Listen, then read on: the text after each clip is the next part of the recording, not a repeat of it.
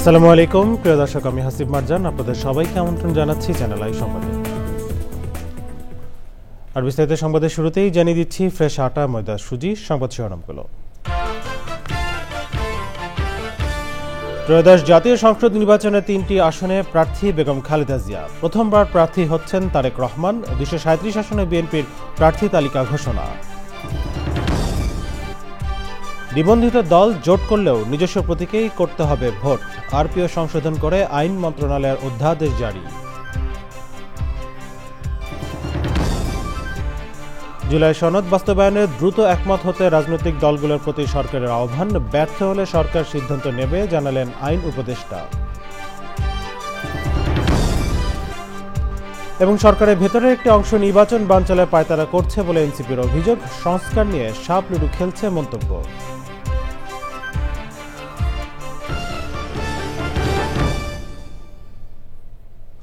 সংবাদ শিরোনামগুলো জানাচ্ছিলাম। এখনকার সংবাদ আয়োজন একই সঙ্গে চ্যানেলের ইউটিউব চ্যানেলে এবং চ্যানেলের ওটিটি প্ল্যাটফর্ম স্ক্রিনে লাইভ স্ট্রিম হচ্ছে। চলেছে বিস্তারিত সংবাদে। ত্রয়োদশ জাতীয় সংসদ নির্বাচনে বিএনপি চেয়ারপারসন বেগম খালেদা জিয়া ও ভারপ্রাপ্ত চেয়ারম্যান তারেক রহমান সহ দলের 237 প্রার্থীর নাম ঘোষণা করেছে বিএনপি। চেয়ারপারসনের গুলশান কার্যালয়ে স্থায়ী কমিটির বৈঠক শেষে সংবাদ সম্মেলনে দলের মহাসচিব এ তালিকা ঘোষণা করেন। আগামী জাতীয় সংসদ নির্বাচনে ফেনী 1, বগুড়া 7 ও দিনাজপুর 3 আসনে নির্বাচন করবেন বেগম খালেদা জিয়া। বগুড়া 6 আসন থেকে প্রথমবার নির্বাচনে লড়বেন তারেক রহমান। রিপোর্ট করছেন রাহুল রায়। আগামী জাতীয় সংসদ নির্বাচনে বিএনপির মনোনয়ন কারা পাচ্ছেন এ নিয়ে নানা কৌতূহল ছিল দেশজুড়ে। গণমাধ্যমে এসেছে নানা খবর। সোমবার বেলা 12:30টায় চেয়ারপারসনের গুলশান কার্যালয়ে শুরু হয় স্থায়ী কমিটির সভা। লন্ডন থেকে ভার্চুয়ালি যুক্ত হয়ে সভাপতিত্ব করেন ভারপ্রাপ্ত চেয়ারম্যান তারেক রহমান। 4.5 ঘণ্টা বৈঠক শেষে 237 জন প্রার্থীর নাম ঘোষণা করেন বিএনপি মহাসচিব মির্জা ফখরুল ইসলাম আলমগীর। 3টি আসনে বিএনপি চেয়ারপারসন বেগম খালেদা জিয়া ও 1টি আসনে নির্বাচনের প্রতিদ্বন্দ্বিতা করবেন ভারপ্রাপ্ত চেয়ারম্যান তারেক রহমান। তিনি প্রথমবারের মতো নির্বাচনে অংশ নেবেন। গণতন্ত্রের উত্তরের যে পথ, সেই পথকে আরো সুগম করার জন্য এবং আগামী আসন্ন নির্বাচনে অংশগ্রহণের জন্য বাংলাদেশ জাতীয়তাবাদী দল আমরা ইতিমধ্যেই আমাদের সকল ইউনিট সারা দেশে আমরা কাজ শুরু করেছি এবং তারই ধারাবাহিকতায় এই যে প্রার্থী তালিকা আমরা দিচ্ছি, সম্ভাব্য প্রার্থী তালিকা, এটাকে ধরে নিতে হবে যে আমাদের সবচেয়ে অ্যাপ্রোপ্রিয়েট প্রার্থী তালিকা। দিনাজপুর 3 বেগম খালেদা জিয়া, দিনাজপুর সদর থেকে বেগম খালেদা জিয়া। বগুড়া 6 তারেক রহমান, বগুড়া 7 বেগম খালেদা জিয়া। ফেনী 1 বেগম খালেদা জিয়া। স্থায়ী কমিটির সদস্য প্রায় সবাই মনোনয়ন পেয়েছেন। যুগপৎ আন্দোলনের শরিক দলের মনোনয়ন এখনো চূড়ান্ত করা হয়নি। ঢাকার 20টি আসনের মধ্যে 9টি আসনের প্রার্থীর নাম ঘোষণা করেনি বিএনপি। ঢাকা 2 আমানুল্লাহ আমান, ঢাকা 3 গয়েশ্বর চন্দ্র রায়, ঢাকা 4 তানভীর আহমেদ রবিন, ঢাকা 5 নবিউল্লাহ নবী, ঢাকা 6 ইশরাক হোসেন, ঢাকা 7 পরে ঘোষণা করা হবে, ঢাকা 8 মির্জা আব্বাস উদ্দিন আহমেদ, ঢাকা 9 পরে ঘোষণা করা হবে, ঢাকা 11 এম এ কাইয়ুম, ঢাকা 12 সাইফুল আলম নীরব, ঢাকা 13 পরে ঘোষণা করা হবে, ঢাকা 14 সঞ্জিদা ইসলাম তুলি। যে আমাদের সঙ্গে যারা যুগপৎ আন্দোলন করেছেন তাদের যে সমস্ত আসনে তারা আগ্রহী, সেই সমস্ত আসনগুলোতে আমরা কোনো প্রার্থী দেইনি। আমরা আশা করছি যে তারা তাদের নাম ঘোষণা করবেন। আমরা আলোচনার মাধ্যমে সেগুলো আমরা আরো আপনাকে আমরা চূড়ান্ত করব। বিএনপি মহাসচিব জানিয়েছেন, প্রয়োজনে যে কোনো প্রার্থীর নাম পরিবর্তন করা হতে পারে। তারা কোনো আসনে পরিবর্তন আনবেন সেটা। রাহুল রায়, চ্যানেল আই, ঢাকা। ত্রয়োদশ জাতীয় সংসদ নির্বাচনে বেগম খালেদা জিয়া 3টি ও প্রথমবারের মতো তারেক রহমান 1টি আসনে প্রার্থী হচ্ছেন। মনোনয়ন তালিকায় রয়েছেন গত 15 বছর রাজপথে আন্দোলনের তরুণ আর গুম ফেরত এবং গুমের শিকার পরিবারের সদস্য। রয়েছেন সাবেক মন্ত্রী, প্রতিমন্ত্রী। আরও জানাচ্ছেন আক্তার হোসেন। সোমবার বিকেলে রাজধানীর গুলশানে বিএনপি চেয়ারপারসনের রাজনৈতিক কার্যালয়ে দলের স্থায়ী কমিটির বৈঠক শেষে আগামী জাতীয় সংসদ নির্বাচনের জন্য প্রাথমিকভাবে মনোনীত প্রার্থীদের নাম ঘোষণা করেন দলের মহাসচিব মির্জা ফখরুল ইসলাম আলমগীর। 237 আসনে প্রার্থী তালিকা বিশ্লেষণ করে দেখা গেছে বেশ কিছু চমক রেখেছেন দলের হাইকমান্ড। দলীয় অভিজ্ঞ নেতাদের পাশাপাশি তালিকায় জায়গা পেয়েছেন অনেক নতুন মুখ, বাদ পড়েছেন অনেক নামকরা প্রার্থী। তবে দলের স্থায়ী কমিটির প্রায় সবাই মনোনয়ন পেলেও নির্বাচনে অংশ নিচ্ছেন না রফিকুল ইসলাম মিয়া, ব্যারিস্টার জমিরুদ্দিন সরকার, সেলিমা রহমান ও নজরুল ইসলাম খান। মনোনয়ন তালিকায় অন্তত 1/3 অপেক্ষাকৃত তরুণ ও নতুন মুখ। ইঞ্জিনিয়ার ইশরাক হোসেন, ফুটবলার আমিনুল হক, ডাক্তার সালসিলা জেবরিন, ব্যারিস্টার নওশাদ জমির, ব্যারিস্টার ফারজানা শারমিন পুতুল, নজরুল ইসলাম আজাদ, রকিবুল ইসলাম বকুল, অনিন্দ ইসলাম অমিত ও শামা ওবায়দের মতো তরুণ প্রজন্মের প্রতিনিধিদের প্রার্থী হিসেবে বেছে নিয়েছে বিএনপি। প্রয়াত সালাউদ্দিন কাদের চৌধুরীর ছেলে গুম ফেরত হুম্মাম কাদের চৌধুরী এবং গুম হওয়া বিএনপি নেতা ইলিয়াস আলীর স্ত্রী তাহসিনা রুশদি লুনা ও গুম খুনের বিরুদ্ধে আলোচিত সংগঠন মায়ের ডাকের সমন্বয়ক সানজিদা ইসলাম তুলির হাতে ধানের শীষ তুলে দিয়েছে বিএনপি। তালিকায় জায়গা পেয়েছেন সাবেক মন্ত্রী ড. ওসমান ফারুক, এহসানুল হক মিলন, বরকতুল্লাহ বুলু, রুহুল কুদ্দুস তালুকদার দুলু, মোহাম্মদ শাহজাহানের মতো অভিজ্ঞ নেতারাও মনোনয়ন পেয়েছেন আলোচিত বীর মুক্তিযোদ্ধা ফজলুর রহমান, আব্দুল আউয়াল মিন্টু, আবুল কালাম, মাসুদুজ্জামান সহ বেশ কিছু প্রতিষ্ঠিত ব্যবসায়ীকেও মনোনয়ন দিয়েছে বিএনপি। ঘোষিত তালিকায় ফাঁকা রাখা 63টি আসনের অধিকাংশই যুগপৎ আন্দোলনের শরিক ও সম্ভাব্য জোটের প্রার্থীদের জন্য বরাদ্দ রাখা হয়েছে। বিএনপি মহাসচিব জানিয়েছেন, প্রয়োজনে দলীয় সিদ্ধান্তে পরিবর্তন হতে পারে অনেক আসন। Akter Hossain, channel I, Dhaka. নিবন্ধিত দল জোট করলেও নিজ দলের প্রতীকে ভোট করার বিধান রেখেই গণপ্রতিনিধিত্ব আদেশ সংশোধন অধ্যাদেশ 2025 জারি করেছে সরকার। সোমবার আইন মন্ত্রণালয় এই অধ্যাদেশের গেজেট জারি করে। 23 অক্টোবর উপদেষ্টা পরিষদের বৈঠকে আরপিও সংশোধন অধ্যাদেশের খসড়ায় নীতিগত অনুমোদন দেওয়া হয়। এরপর জোটের প্রতীকের সংশ্লিষ্ট 20 অনুচ্ছেদে সংশোধন নিয়ে বিএনপি আপত্তি তুললেও জামায়াত ও এনসিপি সংশোধন বহাল রাখার দাবি জানায়।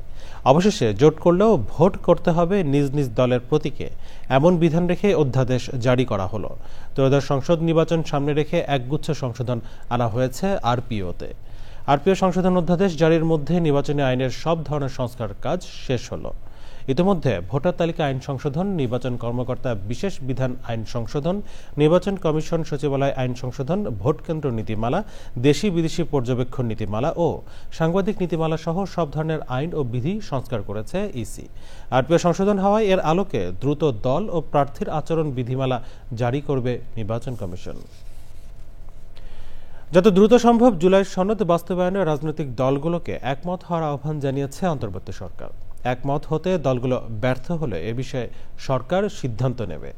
উপদেষ্টা পরিষদের জরুরি বৈঠকে দীর্ঘদিন একসঙ্গে কাজ করা রাজনৈতিক মিত্রগুলোর একটি বিষয়ে একমত না হওয়াকে দুঃখজনক বলে উল্লেখ করা হয়েছে। মোস্তফা মল্লিকের রিপোর্ট। রাজধানীতে প্রধান উপদেষ্টার তেজগাঁও কার্যালয়ে উপদেষ্টা পরিষদের জরুরি সভা সভাপতিত্ব করেন প্রধান উপদেষ্টা অধ্যাপক ডক্টর মোহাম্মদ ইউনুস। ঐক্যমত্য কমিশন প্রণীত জুলাই সনদ ও এর বাস্তবায়ন নিয়ে দীর্ঘ সময় ধরে চলে আলোচনা।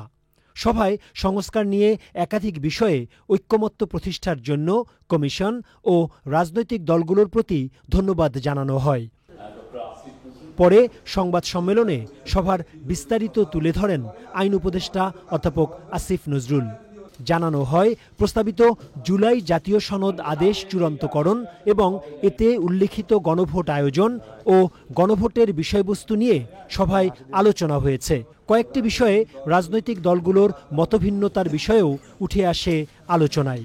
গণভোট কবে অনুষ্ঠিত হবে এবং এর বিষয়বস্তু কি হবে, এসব প্রশ্নে রাজনৈতিক দলগুলোর মধ্যে যে মতভেদ দেখা দিয়েছে সেজন্য সভায় উদ্বেগ প্রকাশ করা হয়।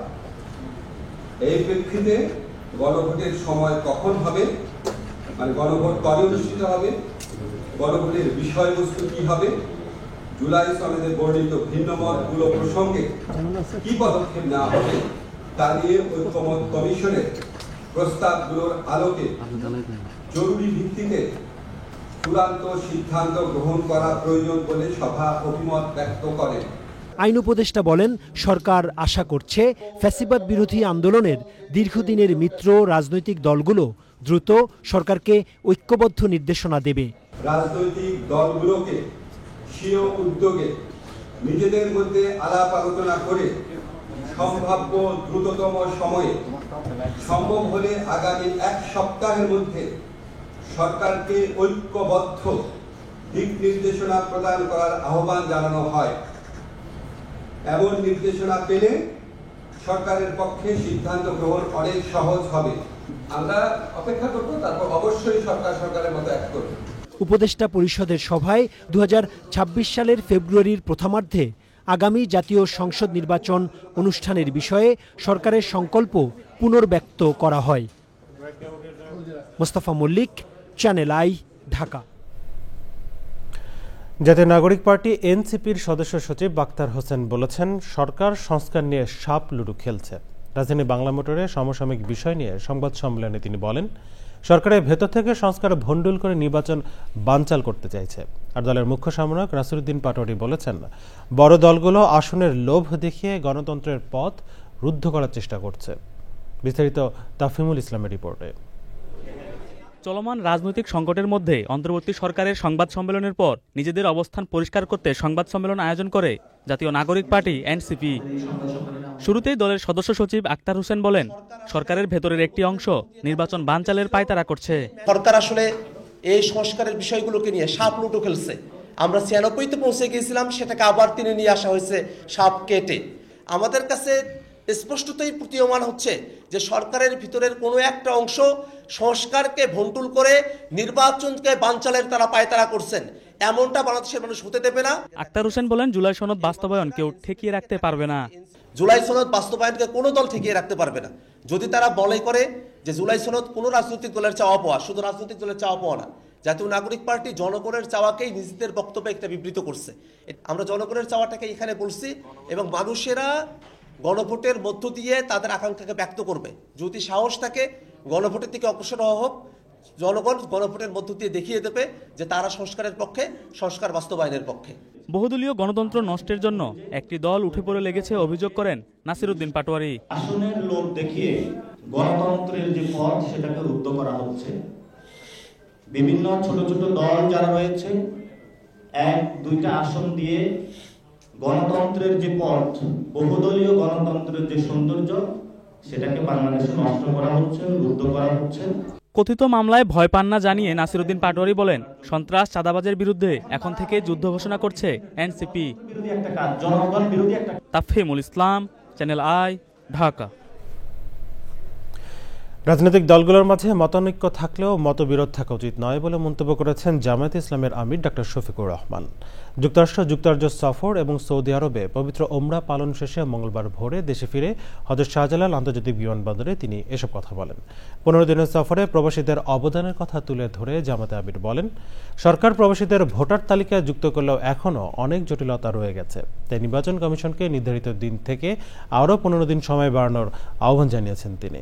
দ্রুতই জামায়াত জাতীয় নির্বাচনের প্রার্থী তালিকা চূড়ান্ত করবে বলেও জানান ডক্টর শফিকুর রহমান। তিনি বলেন, 1 বছর আগেই জামায়াতে ইসলামী সম্ভাব্য প্রার্থীদের নাম জানিয়ে দিয়েছে।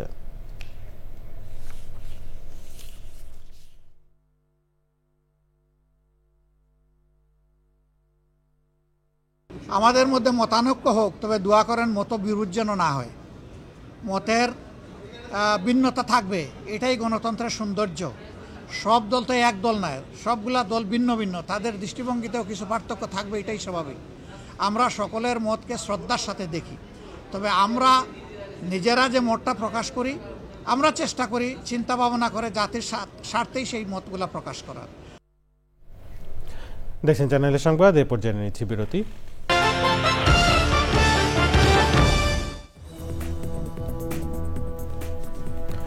ফিরে এলাম বিরতির পর, স্বাগত আর একবার চ্যানেল আই সংবাদে। জানাবো নিটল টাটা কৃষি সংবাদ।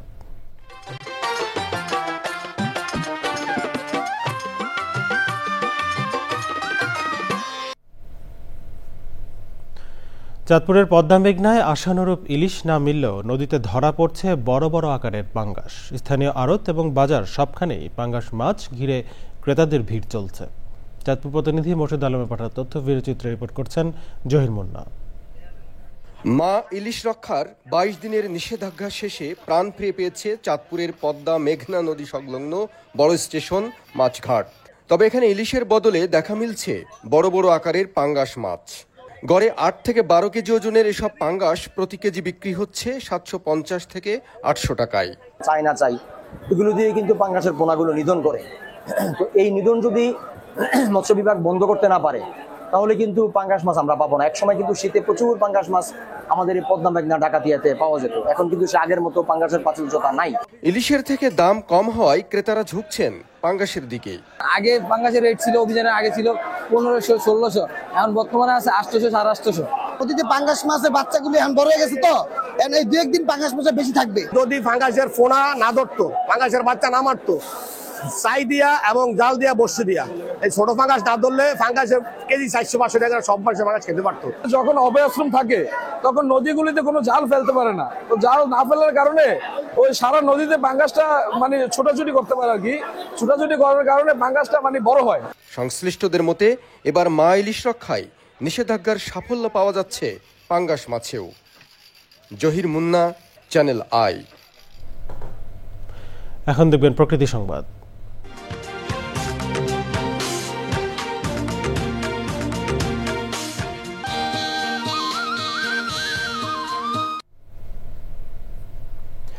দীর্ঘ 40 বছর পর শুরু হয়েছে দেশের দ্বিতীয় বৃহত্তম সেচ প্রকল্প মেঘনা ধনাগদা খাল খনন ও সংস্কার কাজ। জলাবদ্ধতা নিরসনে সেচ প্রকল্পের 60 কিলোমিটার খাল খননের কথা থাকলেও ধীরগতিসহ খনন কাজে অনিয়মের অভিযোগ স্থানীয়দের। মোর্শেদ আলমের তথ্য ভিডিওটি রিপোর্ট করছেন আফরোজা হাসি। সেচ ও পানি নিষ্কাশন সহ কৃষকদের জীবনমান উন্নয়নে 1987-88 অর্থ বছরে মেঘনা ধনাগদা সেচ প্রকল্প নির্মাণ করে সরকার। তবে রক্ষণাবেক্ষণের অভাব আর দখলদারদের দৌরাত্ম্যে বন্ধ হয়ে যায় খালের পানি প্রবাহ। চরম জলাবদ্ধতায় ব্যাহত হয় হানিরপাড়, জোরখালি, বারোয়ানি, দশানি, মাথাভাঙা, মিলারচর, বালুচর এবং ইসলামাবাদের ফসল উৎপাদন।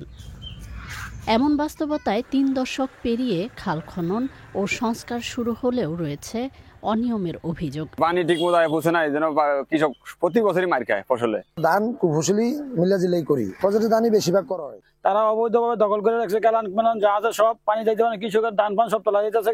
পানি উল্টা ক্ষেতের থেকে বাড়িয়া উল্টা রিটার্ন ব্যাক করে, অর্থাৎ কাজে দুর্বলতা করছে। প্রকল্পের কাজ যথাযথভাবেই চলছে বলে দাবি পানি উন্নয়ন বোর্ডের। বৃষ্টির কারণে খালে অনেক পানি জমে আছে, খালে পানি জমের কারণে আমরা এই ফেরোসিমেন্টগুলো প্লেসিং করতে পারছি না, এই জন্য কাজ বন্ধ হচ্ছে। খাদ্য নিরাপত্তা নিশ্চিতে সেচ ব্যবস্থার উন্নয়নে কার্যকর উদ্যোগের তাগিদ স্থানীয়দের। আফরোজা হাসি, প্রকৃতি ও জীবন ডেস্ক, চ্যানেল আই। সংবাদ শেষ করবো, তবে যাবার আগে ফ্রেশ আটা ময়দা সুজি সংবাদ শিরোনামগুলো জানিয়ে দিচ্ছে আরও একবার। ত্রয়োদশ জাতীয় সংসদ নির্বাচনে 3টি আসনে প্রার্থী বেগম খালেদা জিয়া। প্রথমবার প্রার্থী হচ্ছেন তারেক রহমান। 237 আসনে বিএনপির প্রার্থী তালিকা ঘোষণা। নিবন্ধিত দল জোট করলেও নিজস্ব প্রতীকেই করতে হবে ভোট। আরপিও সংশোধন করে আইন মন্ত্রণালয়ের অধ্যাদেশ জারি।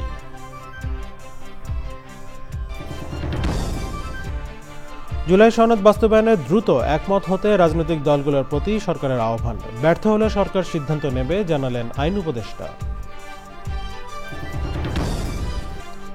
এবং সরকারের ভেতরে একটি অংশ নির্বাচন বানচালে পায়তারা করছে বলে এনসিপির অভিযোগ। সংস্কার নিয়ে সাপ লুডু খেলছে মন্তব্য।